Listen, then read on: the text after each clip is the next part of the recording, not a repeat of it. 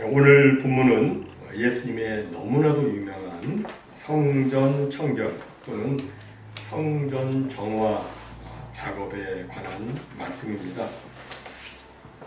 예수님께서는 지금으로 하자면 주일에 나귀 새끼를 타고 예루살렘에 입성하셨죠. 그리고 예루살렘 성전을 쭉 둘러보시고 날이 저물자 성에서 나오셔서 성 밖에 있는 베다니 마을에서 하룻밤을 보내셨습니다. 그리고 그 다음날 월요일 아침에 제자들과 함께 예루살렘으로 올라가셨습니다. 올라가는 길에 예수님이 시작하셔가지고 무화과나무에서 무화과나무 열매 파게라고 하는 처음 맺히는 무화과나무 열매를 찾으셨지만 이 무화과나무는 잎만 무성하고 아무 열매가 없었습니다. 그러자 모든 것의 주인이신 예수님께서는 존재 목적을 상실한 그 무화과나무를 향해서 이렇게 말씀하셨습니다. 이제부터 영원토록 사람이 내게서 열매를 따먹지 못하리라. 그리고 예루살렘 성 안에 있는 예루살렘 성전으로 들어가셨는데, 성전에 들어가 보시니까 성전 안에는 장사하는 사람들, 돈 바꾸는 사람들로 무척이나 소란스러웠습니다. 모든 민족의 사람들이 나와 기도하는 곳인 이방인의 뜰에는 온통 가축의 울타리가 너절하게 쳐져 있었고, 소와 양이 우는 그 소리, 또 그것들을 팔고 사는 사람들 사이에 값을 흥정하는 소리 등 온갖 잡다한 소리로 성전 내의 엄숙함이 다 깨어지는 상태였습니다. 거기서 예수님께서는 성전 안에서 매매하는 자들을 내쫓으시며 돈 바꾸는 자들의 상과 비둘기 파는 자들의 의자를 둘러 엎으셨습니다. 여기서 이제 사람들은 오해를 합니다. 예수님이 폭력을 행하셨다고. 그리고 평소에 그토록 온유하시고 겸손하신 예수님께서 그렇게 행동하신 것을 보고, 아니 우리가 지금까지 봐왔던 예수님이 맞아?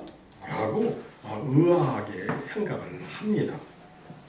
그러나 예수님께서 행하신 것을 자세히 살펴보면 막무가내식의 폭력이 아니라는 것을 알게 됩니다. 사람들은 대체로 화가 나면 이성을 잃어버리고 감정적으로 말하고 행동하다가 실수와 후회를 하게 됩니다. 그러나 우리는 예수님의 모습 속에서 우리들이 흥분했을 때의 모습과는 전혀 다른 모습을 보게 됩니다. 다른 복음서를 참조해 보면 예수님께서는 채찍을 만드셨어요. 채찍을 만드셔가지고 그것을 어떻게 하셨을까요? 사람들을 때리셨을까요? 아니에요. 성경을 잘 보면 양과 소를 향해서 휘둘러 쫓아내시고, 양과 소들을 쫓아내시고, 그리고 환전상들의 돈통을 뒤집어 엎으셨어요. 좀 과격해 보이긴 하죠. 채찍을 휘두르시니까 돈통을 뒤로 엎으시고. 그리고 그런데 이 비둘기 파는 사람들에 대해서는 비둘기를 날려보내는 것이 아니라 의자를 그냥 둘러 엎으시는 정도의 비교적 온유한 태도를 취하셨습니다. 절제된 그런 행동을 하셨어요. 왜 그러셨을까요? 그것은 그곳에서 소나 양은 밖으로 내쫓아도 그 이방인의 뜰에 나가도 거기도 역시 성전의 커다란 그 안에 있는 거예요. 그러니까 그걸 내어 쫓아도 잃어버린 일 없어요. 또 흩어진 돈은 다시 주우면 되는 거예요. 그런데 비둘기를 내어 흩어서 막 날려보낸다면, 그러면 가난한 비둘기 장사는 큰 손해를 입게 되잖아요. 그러니까 예수님께서는 비둘기 파는 사람에 대해서는 그냥 의자를 둘러 엎으시고 말씀하신 거예요. 비둘기는 날려보내지 않으시고 의자를 둘러 엎으시면서 말씀하십니다. 이것을 여기서 가지고 가라. 내 아버지의 집으로 장사하는 집을 만들지 말라. 이렇게 말씀하셨습니다. 즉 예수님은 분노는 하셨지만 여전히 사랑의 마음을 잃지 아니하셨던 겁니다.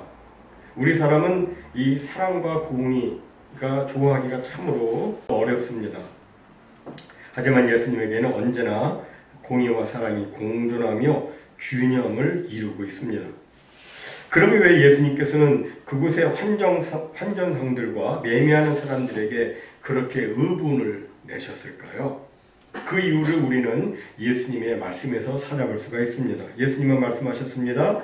기록된 바 내 집은 만민이 기도하는 집이라 칭함을 받으리라고 하지 아니하였느냐. 너희는 강도의 소굴을 만들었도다. 여러분, 성전은 매매하는 곳이 아닙니다. 성전은 하나님께 기도하는 곳이지 사람들과 거래하는 곳이 아닙니다. 성전은 하나님께 기도하며 하나님과 영적인 교제를 나누는 곳이지 사람들이 시장에서처럼 시끄럽게 대화하고 매매하는 그런 곳이 아닙니다. 성전은 절대 장사하는 곳이 아니에요.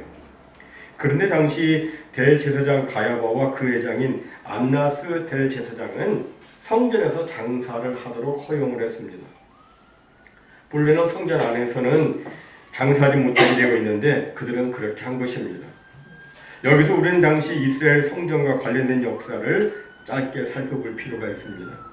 역사적으로 보면 BC 957년에 솔로몬이 성전을 지었습니다. 그 성전은 그리고 BC 586년에 바벨론의 느부갓네살에 의해서 파괴가 됩니다.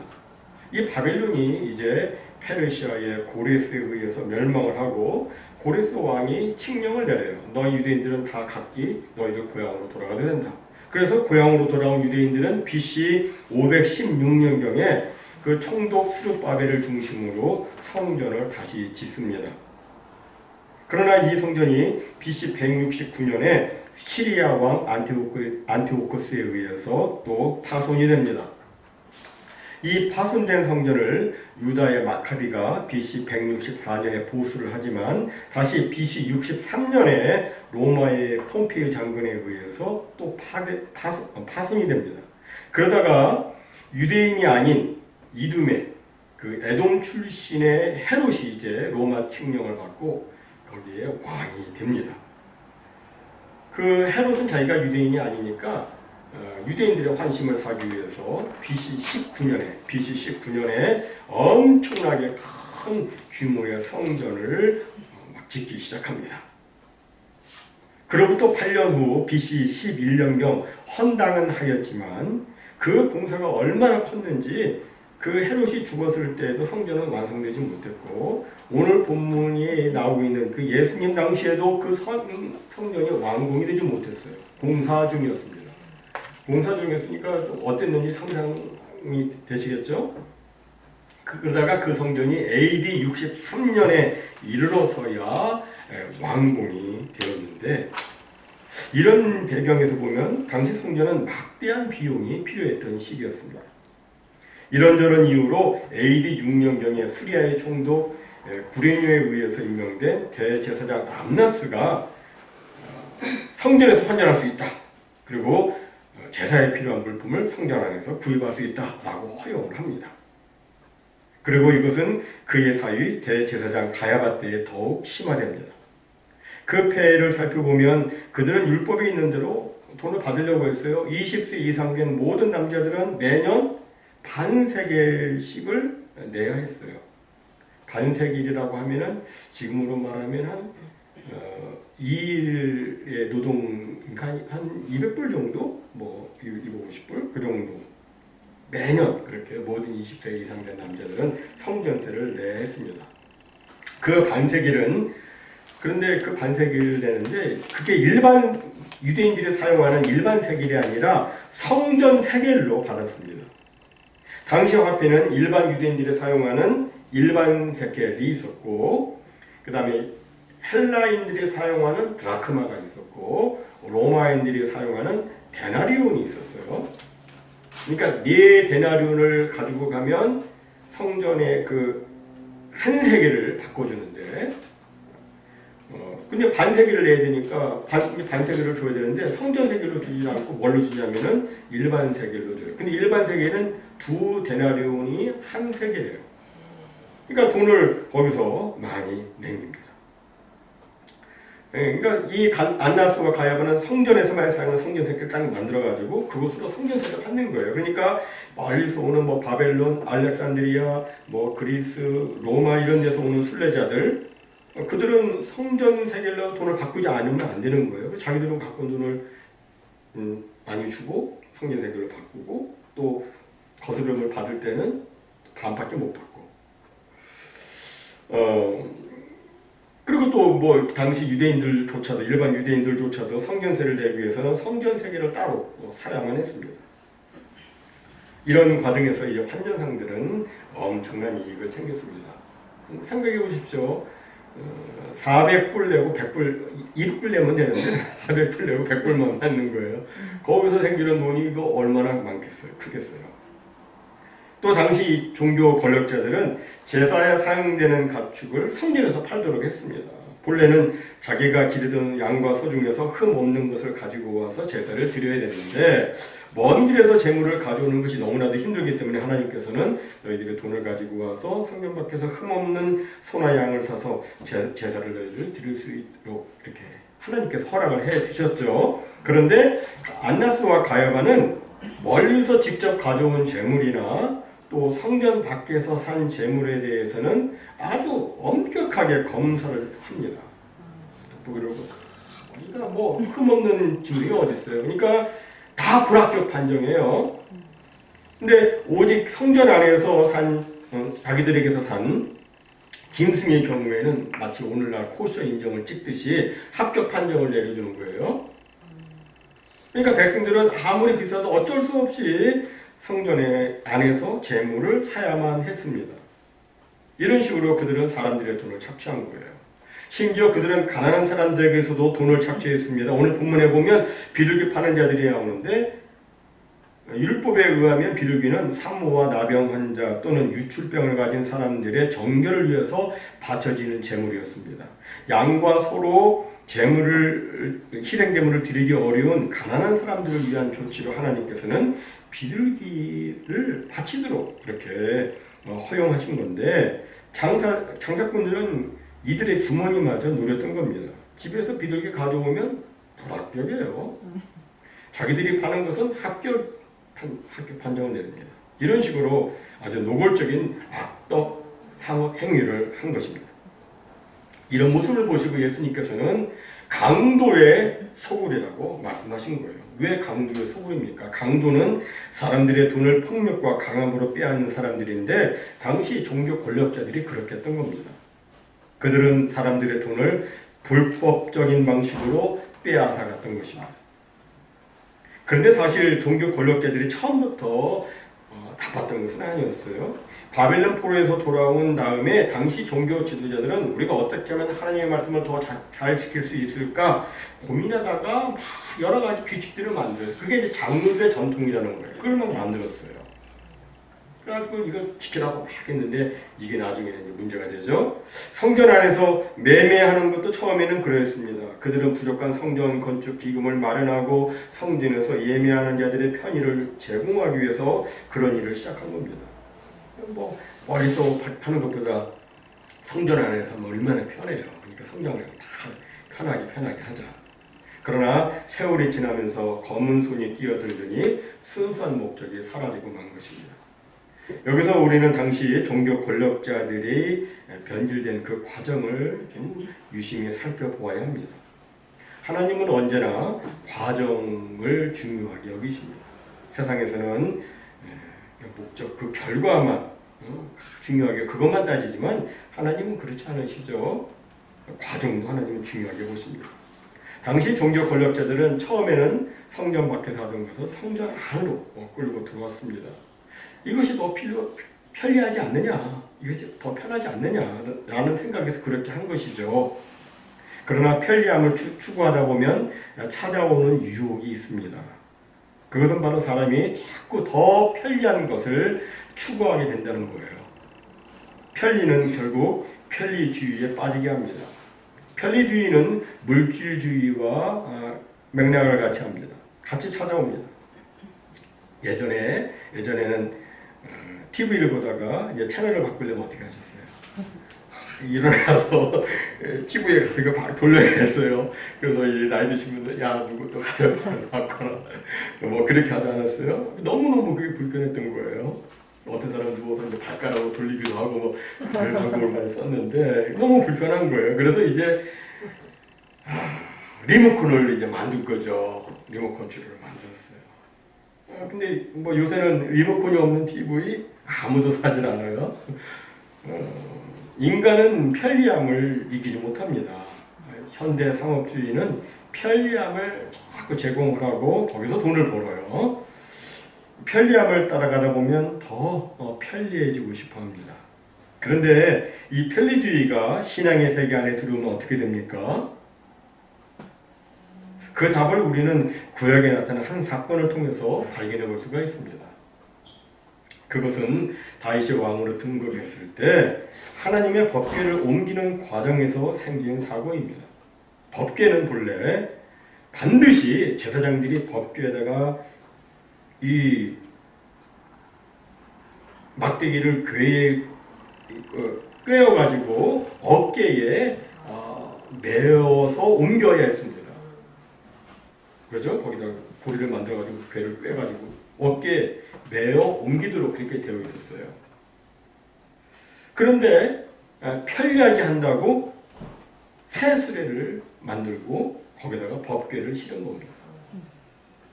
그러다가 수레를 끌고 가던 소가 갑자기 놀라서 뛰는 일이 생겨났습니다. 수레가 막 기울어져서 법궤가 넘어지려고 하니까 우사라는 사람이 법궤 넘어지지 않게 붙잡으려다가 현장에서 직사를 했습니다. 편리주의는 정말 무섭습니다.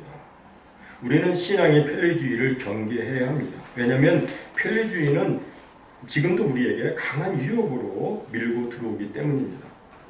마귀는 우리에게 자꾸 편안하게 적당히 신앙생활을 하라고 속삭입니다. 하지만 거기에 넘어가면 안 됩니다. 지난 코비드 팬데믹 기간에 각 교회에서는 전염병이라는 특수한 상황 속에서 한시적으로 온라인 예배를 드렸습니다. 그런데 지금 코비드가 끝났지만 많은 사람들이 교회에 나오지 않고 있습니다. 이야기를 해보면 자기는 온라인으로 예배 드린다고 말합니다. 그리고 온라인 예배가 의외로 좋다고 말합니다. 오가는 불편함도 없고 뭐 다른 사람 눈치 볼 것도 없고 혼자서 예배를 드려서 너무 좋다고 말합니다. 그러나 정말 그가 마음과 뜻과 온 정성을 다해서 하나님께 예배를 드릴 수 있을지 저는 의문이 갑니다. 처음에는 뭐 잘 하고 또 잘 정장을 입고 하겠죠. 나중에는 뭐 그냥 청바지 차림에 그냥 대강 그게 자꾸 사람이 그렇게 돼가죠. 개인적인 상황이 사람마다 다르겠지만 만약 주일날 드리는 공동체적 예배를 편리함 때문에 거부한다면 그 신앙에는 분명히 병이 생긴 겁니다. 여러분, 교회라는 말 자체가 모인다는 것을 강조하고 있습니다. 교회의 회자는 모일 회자입니다.